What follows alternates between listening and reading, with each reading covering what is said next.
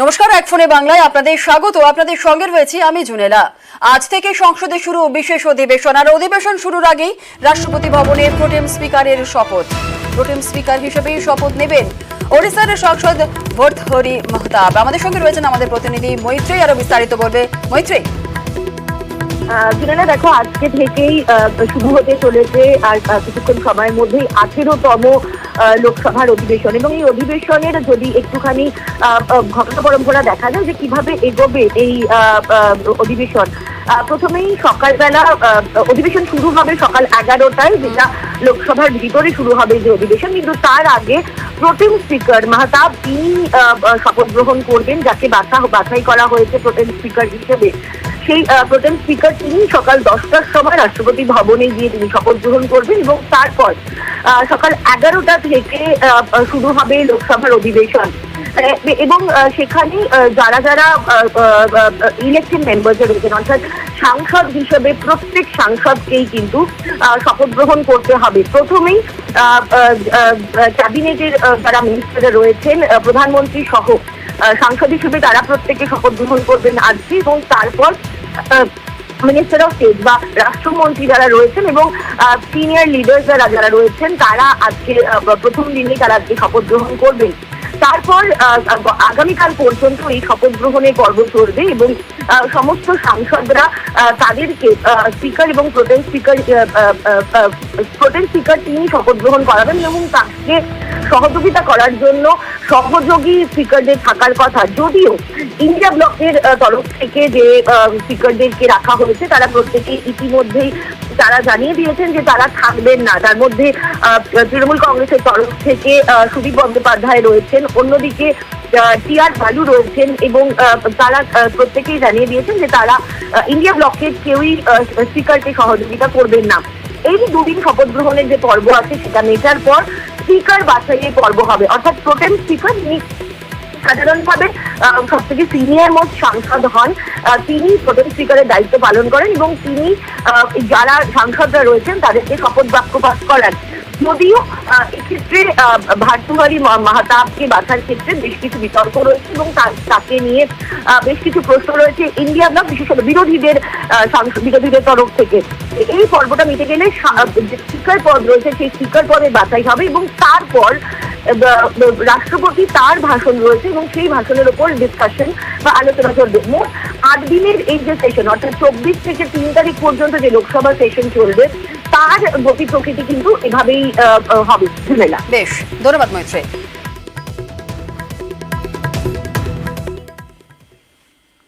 আজ থেকে সংসদে শুরু বিশেষ অধিবেশন। আর প্রথম থেকেই টার্গেট বিজেপি।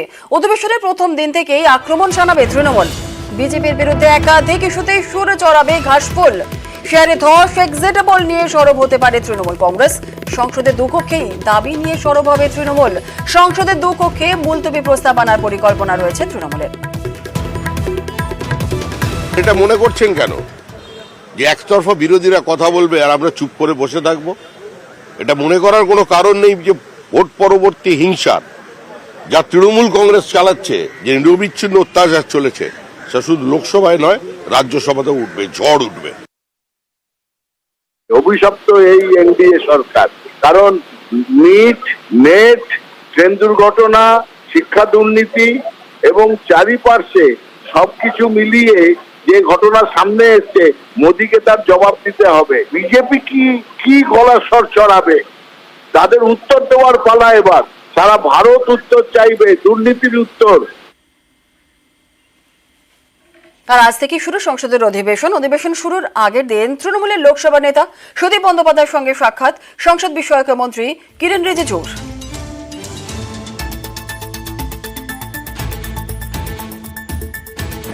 প্রোটেম স্পিকারের জটিলতাটা আরো তৎপরতার সঙ্গে, দক্ষতার সঙ্গে আলোচনা করে সিদ্ধান্ত নিলে হয়তো মিটে যাওয়া সম্ভবপর ছিল, কিন্তু এই মুহূর্তে একটু জটিলতা এসেছে, কোনো সন্দেহ নেই। প্রোটেম স্পিকার সংক্রান্ত যে বিষয়টি আজকে যেখানে দাঁড়িয়ে আছে, আমাদেরকে হয়তো এই পরিস্থিতির বাইরেই থাকতে হবে। না, আমার পক্ষে বসা সম্ভব না, কারণ দলের নির্দেশই আমার কাছে শেষ কথা। দল চাইছে না এই মুহূর্তে যে অবস্থার সৃষ্টি হয়েছে তাতে ইন্ডিয়া অ্যালায়েন্স কোনোভাবে অসুবিধার মুখোমুখিও।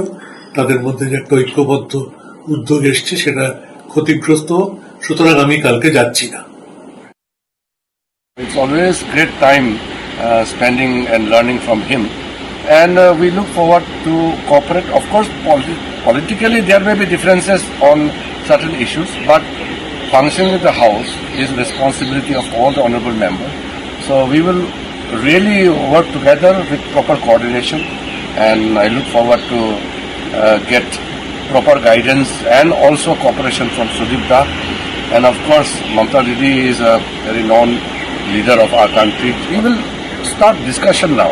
There's nothing called any kind of deadlock because there is no any formal proposal or any efforts yet. কামদুনির Tumpa কয়েলের স্বামীর ওপর হামলা, হাসপাতালে চিকিৎসার পর স্বামীকে নিয়ে থানায় টুম্পা।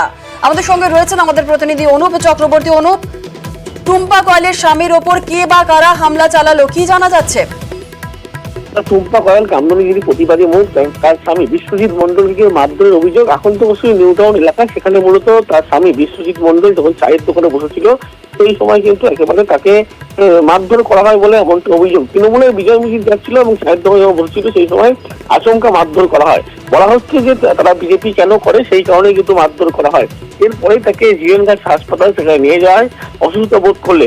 পরবর্তী ক্ষেত্রে বলা হচ্ছে বিজেপির পক্ষ থেকে টুম্পা কয়েল তাকেও কিন্তু মারধর এবং হেনস্থা করা হয়েছে এবং মেডিকেল করার পরে যখন টেকনোসিটি থানায় কিন্তু লিখিত মর্মে অভিযোগ দায়ের করা হয়েছে, ইতিমধ্যে পুলিশের পক্ষ থেকে খতিয়ে দেখা হচ্ছে, অর্থাৎ তাদের পক্ষ থেকে দাবি করা হচ্ছে কেন তারা বিজেপি করে সেই কারণে কিন্তু মারধর করা হয়েছে। যদিও পুলিশের পক্ষ থেকে যাবতীয় বিষয় খতিয়ে দেখা হচ্ছে মারধর করলো এবং বিজয় মিছিল যখন যাচ্ছিল সেই সময় চায়ের দোকানে যখন বিশ্বজিৎ মন্ডল টুম্পা কয়েলের স্বামী বসেছিল সেই সময় কিন্তু মারধরের ঘটনা ঘটে। ইতিমধ্যে পুলিশের কাছে লিখিত অভিযোগ দেওয়া রয়েছে এবং টুম্পা কয়েল এবং তার স্বামীর পক্ষ থেকে বলা হচ্ছে যে অভিযুক্ত মারধর করে তাকে গ্রেপ্তারের দাবি জানাচ্ছে। এই নিয়েই গতকাল কিন্তু একেবারে থানার সামনে রাস্তার উপরে বসে পড়ে বিক্ষোভ দেখায় টুম্পা কয়েল এবং তাদের দাবি অভিযুক্তদের ইতিমধ্যেই গ্রেপ্তার করতে হবে। ধন্যবাদ। বর্ষা শুরুতেই মালদার ভূতনিতে ভাঙন ভয়, পাড় ভাঙছে গঙ্গা এবং কোশি। ভাঙন রোধের কাজ নিয়ে ক্ষোভ বাসিন্দাদের, পরিদর্শনে প্রশাসন, রাজনৈতিক তরজা তুঙ্গে।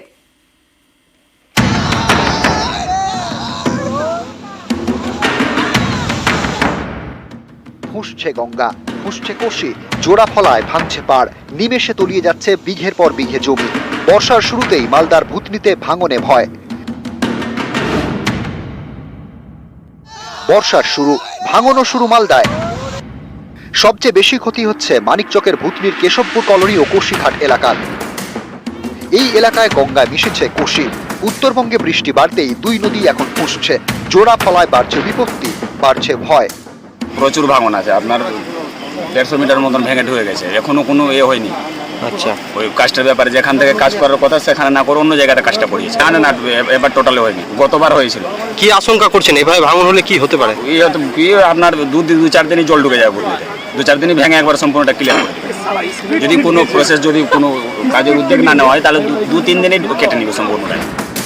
এরই মধ্যে ভাঙন রোধে প্রশাসনিক কাজ নিয়ে বাড়ছে ক্ষোভ। অনেকেই বলছেন যে এলাকায় কাজ করার দরকার সেখানে হচ্ছে না, কাজ হচ্ছে অন্যত্র, এতেই বাড়ছে বিপদ। কোন জায়গায় ভাঙন হচ্ছে? ভাঙন হচ্ছে একটা গঙ্গা কোশির জয়েন্টে, যেখানে কি কাজ দেওয়ার কথা ইমিডিয়েটলি, যেখানে কাজ হওয়ার কথা ওখানে কাজ না করে মানে বিপরীতে কাজ করাচ্ছে, সেই জন্য ভাঙনটা হচ্ছে। কিরকম ভাঙনের তীব্রতা কিরকম? ভাঙনের তীব্রতা সকাল থেকে মোটামুটি 8-10 বিঘার মতো জমি কেটে গেছে। নদী ভাঙন হয়ে জল কমে যাওয়ার কারণে ভাঙন থেমে গেছে। ঠিক ওখানে কাজটা দেওয়া উচিত ছিল, কিন্তু ওখানে না দিয়ে এরা বিপরীতে কাজ করছে। এখন আতঙ্কে রয়েছেন? আতঙ্কে সব গ্রামবাসী আমরা। ভাঙন পরিস্থিতি নিয়ে উদ্বেগ প্রশাসনিক মহলেও। এলাকা ঘুরে দেখেন মহকুমা শাসক সহ প্রশাসনিক কর্তারা। স্টার্ট হয়েছে আর কি, স্টার্ট হয়েছে বলতে গেলে, যেহেতু গঙ্গার নদী তো স্টিল আছে, এফেক্টেড নেই, বাট এই যেটা বললাম ফুলার নদী আর কোশি নদীর যে এখন হঠাৎ ডিউ টু এই যে আপনার নর্থ বেঙ্গলে যে বৃষ্টি, ওই কারণে ভালোই 2-1টা জায়গায় এই হয়েছে। গঙ্গার নদী বেড়ে যাওয়ার পরে কিছু কিছু জায়গা আমাদেরকে অ্যালার্ট হতে হবে, যেটা আমরা অলরেডি ইঞ্জিনিয়ার সাহেবকে বলেছি, এই সাহেবকে বলেছি, ওটা অবশ্যই উনিও টেক কেয়ার করবে। শুরু হয়েছে ভাঙন, শুরু হয়ে গিয়েছে রাজনৈতিক দরজাও। কারণ গঙ্গা ভাঙনটা জাতীয় বিপর্যয়, ওটাকে ইমিডিয়েট কাজ করাবো করে এখন ভাঙনটাকে আমরা শুধু রোধ করতে পারি, পার্মানেন্ট সলিউশন কিন্তু এখন পর্যন্ত হচ্ছে না। বিকজ কেন্দ্র সরকার কোনো টাকা রাজ্য সরকারকে দিচ্ছেন না। কেন্দ্রীয় সরকারের কাছে যতবার বলেছি একই কথা ওরা বলেছেন, একইভাবে তারা আমাকে উত্তর দিয়েছেন। রাজ্য সরকারকেই মূলত এখানকার তাদের মূল প্রস্তাব, অর্থাৎ রাজ্য সরকারের প্রস্তাব ছাড়া কেন্দ্রীয় সরকার কখনো মতো কোনো ফান্ড সেখানে ওরা বরাদ্দ করবেন না।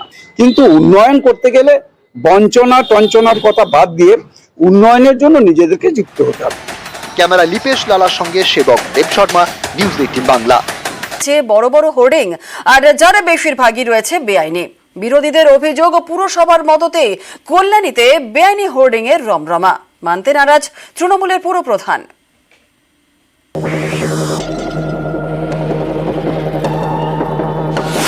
একলা হয়ে দাঁড়িয়ে আছি তোমার জন্যে গলির কোণে, ভাবি আমার মুখ দেখাবো, মুখ ঢেকে যায় বিজ্ঞাপনে।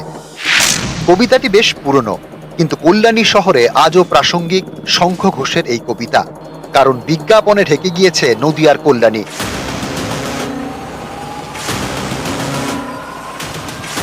যেদিকেই চোখ যায় সেদিকেই বড় বড় হোর্ডিং। আইটিআই মোড় থেকে সেন্ট্রাল পার্ক, স্টেশন থেকে স্টেডিয়াম, সব জায়গায় হোর্ডিং, বিজ্ঞাপন। হোর্ডিং এর দাপটে ঢাকা পড়েছে মাঠ, পার্ক থেকে সরকারি অফিস। সবুজের শহর কল্যাণী, আর সবুজের শহরেই এখন হোর্ডিং এর দাপট। সবুজ খুঁজতে হয় হোর্ডিং এর চেরার মাঝখান দিয়ে। অভিযোগ, কল্যাণী শহরের বেশিরভাগ হোর্ডিং বেআইনি। এই বিজ্ঞাপনের কারবারের পিছনে বড় আর্থিক দুর্নীতি রয়েছে। সবই হচ্ছে পুরসভার মদতে। কল্যাণীতে মাত্রাতিরিক্ত সংখ্যায় হোর্ডিং দেওয়া হচ্ছে। আমার কাছে যা রিপোর্ট, এই হোর্ডিং বন্টন, হোর্ডিং দেওয়া, তার অনুমোদন, তার সবটা বিধিবদ্ধ ব্যবস্থার মধ্যে হচ্ছে না। এটা তদন্ত হওয়া উচিত। মিউনিসিপ্যালিটিতে একেবারে ধান্দাবাজ লোকেরা এটাকে এমন ভাবে কুক্ষিগত করে রেখেছে, সমস্ত ধরনের দুর্নীতি এই মিউনিসিপ্যালিটির মাধ্যম দিয়ে হয়ে এরা পয়সা ইউজার করছে, সিফন্ড আপ করছে গভর্নমেন্টের পয়সাগুলো। কোনো চেক অ্যান্ড ব্যালেন্সেস কিচ্ছু নেই। আমাদের সিদ্ধান্ত, আমরা সব হোর্ডিং শহর থেকে এই ধরনের ডিসপ্লে বোর্ড উঠিয়ে দেবো। আমরা ডিজিটাল ডিসপ্লে বোর্ড আনছি। দৃশ্য দূষণ, জায়গা নষ্ট হচ্ছে, তারপর বেআইনি কেউ ওটা না জানিয়েও কেউ বসিয়ে যাচ্ছে, যাদের ভাড়া নিয়েছিল সেটুকু আছে। কিন্তু আমরা তাদেরও চিঠি ইস্যু করে দিয়েছি যে তোমরা খুলে নেবে। কবে হোর্ডিং মুক্ত হবে কল্যাণী শহর, সেই দিকে তাকিয়ে রয়েছে সাধারণ মানুষ। ক্যামেরা শঙ্কর গ্রামের সাথে রবীন্দ্র সরকার, নিউজ 18 বাংলা, নদিয়া। 10 কোটি টাকা খরচ করে তৈরি করা হয় মার্কেট কমপ্লেক্স, কিন্তু আজও চালুই হয়নি। তালা বন্ধ আলিপুরদুয়ারের হাটখোলা মার্কেট। বাজার চালুর দাবিতেই সরব হয়েছেন স্থানীয়রা। উদ্দেশ্য ছিল এলাকাবাসীর কর্মসংস্থান। কোটি কোটি টাকা খরচ করে তৈরি হয় মার্কেট কমপ্লেক্স, কিন্তু আজও চালু হয়নি। তালা বন্ধ হয়ে পড়ে দোতলা বাজার। আলিপুরদুয়ারের 11 নম্বর ওয়ার্ড, এখানেই 10 কোটি টাকা ব্যয় গড়ে ওঠে হাটখোলা মার্কেট কমপ্লেক্স। উত্তরবঙ্গ উন্নয়ন পর্ষদের টাকায় মার্কেট তৈরি করে জেলা পরিষদ। মার্কেট কমপ্লেক্সে রয়েছে 104টি দোকানঘর। 2021 অক্টোবরে মার্কেটের উদ্বোধন হয়। দোকানঘরগুলি বিলি করে মার্কেট চালু করার কথা ছিল জেলা পরিষদের, কিন্তু সেই কাজ আজও হয়নি। ফলে বন্ধ হয়ে পড়ে রয়েছে 10 কোটির বাজার। অভিযোগ, বন্ধ বাজারে বসছে মদ গাঁজার আসর। এলাকাবাসী চাইছেন দ্রুত চালু হোক এই মার্কেট। বন্ধ আছে, এখন তো খোলে না, এইভাবে তো রয়েছে পড়ে। এটা যদি চালু হয় তাহলে অনেকের কর্মসংস্থানও হতো, ভালো হতো, আর জায়গাটারও পরিবর্তন হতো। ভালো কিছুদিন হলো বন্ধ হয়ে গেছে, আমি তো কিছু দেখতেছি না, কিছু হবে বলে আশা করি, তো কিছুই নেই। করলে তো প্রত্যেকেই চলতে হবে, লোকজন আসবে এখানে, নানান ধরনের লোক দেখতে পারবো আমরা। 2021 সালে হয় উদ্বোধন, কিন্তু আজও কেন তালা বন্ধ আলিপুরদুয়ারের হাটখোলা মার্কেট? আমরা শুনেছি স্টলগুলোর রেটটা বেশি আছে, এই জন্য এটা সেইভাবে কেউ আগ্রহী হচ্ছে না। তাছাড়াও এটা এন্ট্রান্সের একটা প্রবলেম আছে। জেলা পরিষদের আধিকারিকদের সাথে বিগত দিনে কথা হয়েছিল, বলেছিল এটা কমানোর ওনারা ব্যবস্থা করবে, কিন্তু তারপরেও সঠিক এটা আমরা জানি না তারপর ওনারা কি করছে। আমাদের আগের বোর্ডে এটা করা হয়েছিল, আমরা নতুন বোর্ড আসার পরে তারপরে এটাকে নিয়ে অলরেডি আমরা একটু আলোচনা করেছি। আমরা ইতিমধ্যে আমাদের অর্থ কমিটি মিটিং হবে, সেই অর্থ কমিটি মিটিংয়ের মাধ্যমে আমরা যাতে পুনরায় এটাকে চালু করা যায় তার ব্যবস্থা আমরা করব। রাজকুমার কর্মকার, নিউজ 18 বাংলা। 10 কোটি টাকা খরচ করে তৈরি করা হয় মার্কেট কমপ্লেক্স, কিন্তু আজও চালুই হয়নি। তালা বন্ধ আলিপুরদুয়ারের হাটখোলা মার্কেট। বাজার চালুর দাবিতেই সরব হয়েছেন স্থানীয়রা। উদ্দেশ্য ছিল এলাকাবাসীর কর্মসংস্থান। কোটি কোটি টাকা খরচ করে তৈরি হয় মার্কেট কমপ্লেক্স, কিন্তু আজও চালু হয়নি। তালা বন্ধ হয়ে পড়ে দোতলা বাজার। আলিপুরদুয়ারের 11 নম্বর ওয়ার্ড, এখানেই 10 কোটি টাকা ব্যয়ে গড়ে ওঠে হাটখোলা মার্কেট কমপ্লেক্স। উত্তরবঙ্গ উন্নয়ন পর্ষদের টাকায় মার্কেট তৈরি করে জেলা পরিষদ। মার্কেট কমপ্লেক্সে রয়েছে 104টি দোকানঘর। 2021 অক্টোবরে মার্কেটের উদ্বোধন হয়। দোকানঘরগুলি বিলি করে মার্কেট চালু করার কথা ছিল জেলা পরিষদের, কিন্তু সেই কাজ আজও হয়নি। ফলে বন্ধ হয়ে পড়ে রয়েছে 10 কোটির বাজার।